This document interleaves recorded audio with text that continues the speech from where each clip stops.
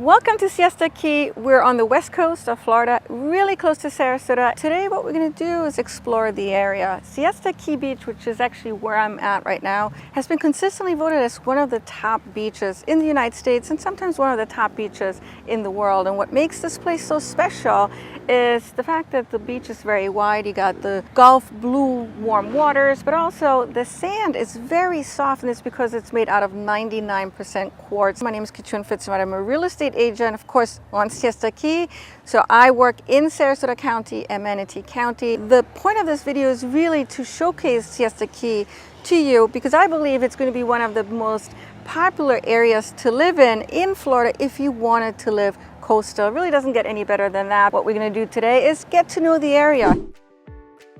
Siesta Key Beach is a barrier island off the coast of Sarasota, and it's 8 miles long. A lot of people who go and visit Siesta Key Beach and compare it to St. Pete Beach, for example, or Clearwater or South Beach in Miami, will say that it's a lot quieter, a lot quainter feeling, and that's partially due to the fact that there isn't as much entertainment on the island. There is certainly a village, which is Siesta Key Village, and that's where you'll find clusters of restaurants and bars to go to, but the remainder of the island is much more about the beaches and residential areas. So how do you get on the island? There's two entry points. You have the Southern Bridge and the Northern Bridge. And then on the island is one main road. It's Midnight Pass, which turns into Beach Road.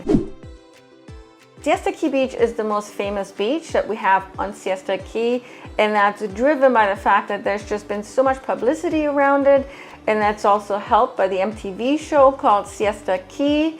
But there's two other beaches, Crescent Beach and Turtle Beach. A lot of local people will avoid the crowds, especially during spring break. They'll head over to Turtle Beach instead, for example, and I go there quite often to do sunset watching. It's just beautiful, especially because it's less traffic. Now the feel will differ somewhat from Siesta Key Beach in that the beach itself isn't as wide. The sand seems a little bit rougher, and it's actually called Turtle Beach because you'll find a lot of turtles that are hatching on that beach, hence Turtle Beach. Adjacent to Turtle Beach is a kayak launch. A lot of people go to it, they'll rent kayaks, and it's just so much fun to go through the mangroves. And I would actually say that's an activity, is exploring the mangroves. Crescent Beach is adjacent to Siesta Key Beach, and the easiest way to get to Crescent Beach is if you enter Siesta Key Beach and you turn left.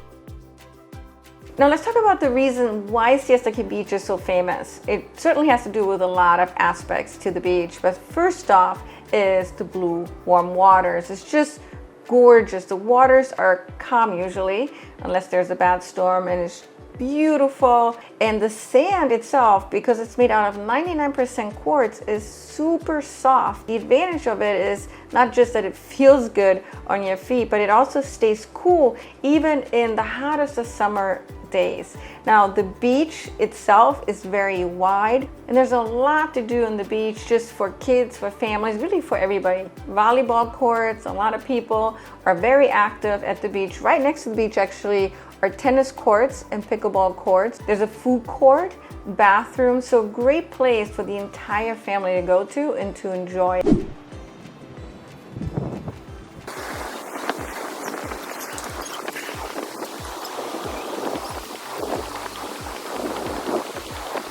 If you go over to Turtle Beach, which is the place I typically go to for sunset watching, there are no amenities. There's no lifeguards there, where on Siesta Key Beach you do. So Siesta Key Beach is really tailored towards families and kids especially. Now I touched on the fact that there's a village in Siesta Key Village, which is actually in walking distance from Siesta Key Beach. In the village, you'll have the main grocery store. There's also bars and restaurants, and the majority of the entertainment when it comes to food and drinks are clustered right in that village. And it's just a fun place to go to, hang out with friends, family. It's also where you can rent bikes and scooters to go around town. And that setup actually allows the remainder of the island to stay relatively quaint, because most people, if they wanted entertainment, would head over to Siesta Key Village, unless people are heading over to downtown Sarasota for additional entertainment, which I'll get into in a moment. I think the island is very easy to navigate. You have one main road, which is Midnight Pass, which turns into Beach Road. And so going up and down the island is pretty easy, especially if you're on a bike. maybe you have a scooter, or there's also a trolley, a free trolley that picks you up at different destinations on the island. There it is, actually. I don't know if you got it. Did you catch that on video? Okay. When it comes to entertainment, we talked about Siesta Key Village in terms of food, shopping, and drinks, but there's just so much more to do around the island, from, of course, fishing, swimming in the waters, parasailing, boating, snorkeling. Right next to Siesta Key Beach, as I mentioned earlier, there are tennis courts and pickleball courts. People on the island are very health conscious. A lot of them are very active, and you'll see them running or jogging or walking throughout the entire day. As a matter of fact, on Midnight Pass especially, a lot of joggers there, a lot of bikers there. There's no shortage of things to do on the island, but what complements Siesta Key living really well is the fact that downtown Sarasota, which is known as the cultural hub on the west side of Florida, and that's based on the fact that there is a lot of theaters and arts and entertainment really clustered in one area, and it's so close to Siesta Key Beach. So if somebody that lived on Siesta Key Beach wanted to have a change of scenery, you just hop in your car and literally 10 minutes later you're in downtown Sarasota. Completely different feel, very metropolitan and accessible to you. You have a lot of different restaurants and just arts and theater entertainment. A lot of these other beach towns, it can take forever to get to a really solid downtown area. I mean, a thriving downtown area such as Sarasota. There are a lot of events that happen on the island throughout the entire year. There's the farmers market, that's every Sunday morning. And then on Sunday nights is the drum circle. It starts right in the evening before the sunset. And it's just when people come together from really all over the place, they play music together. Typically it's the drums.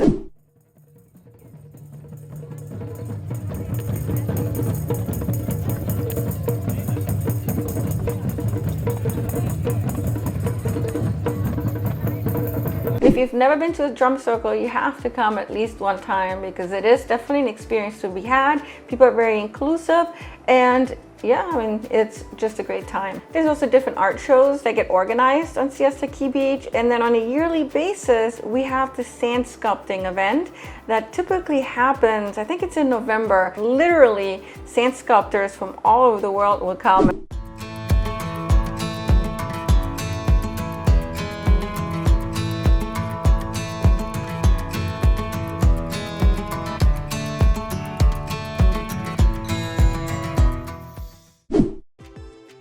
Seems like almost everybody wants to be on the water. At the very least, it's a lot of people's dreams because it's bringing them so much closer to the tropical lifestyle they've always imagined. I looked at the median price for December for single family homes. It came in at $1.8 million. And condos are going to be a little bit more affordable, and those are coming in at $870,000. Now, when it comes to condos and single family homes, you're going to find more affordable options and also way more expensive options, and a lot of it is going to depend on the age of the home, proximity to the actual coast, and then of course how updated it is. What is very unique about Siesta Key is the fact that when you drive through the island, and again, the island's not very big, right? We talked about it being just 8 miles long, but there's certain pockets on Siesta Key that are going to feel like you're almost in a jungle. Just a lot of trees around, very lush. It doesn't feel like you're on the island. And then you get to certain places where, yeah, it does feel very beachy. And so if you're interested in that type of lifestyle, Siesta Key living lifestyle, I would urge you to come and explore Siesta Key Beach in more detail. Really drive around the island and look at the different places that people live in, because really from a look and feel perspective, it can absolutely vary. And how about we do this? We're going to step into a condo that is literally in walking distance to Siesta Key Beach, just to give you a flavor of what it would be like having a condo right on the coast.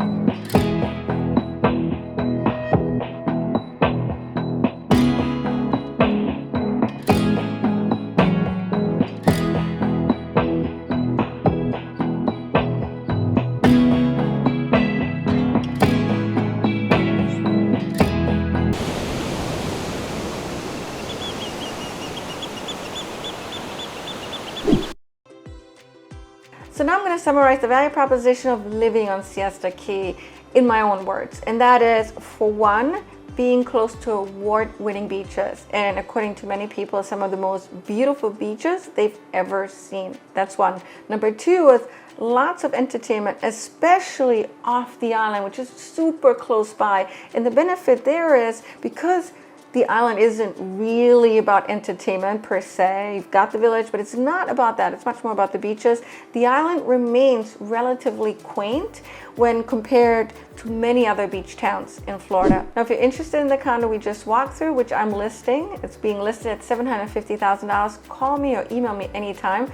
I would love to take you through the condo, and I'm sure you're gonna love it. If you have any questions in regards to Siesta Key, real estate, any real estate in Sarasota outside of Siesta Key Beach, I'm here to help you as well. Call me, email me anytime. I love hearing from all of you guys. And thank you so much for watching today. I always appreciate when you guys do. Take care.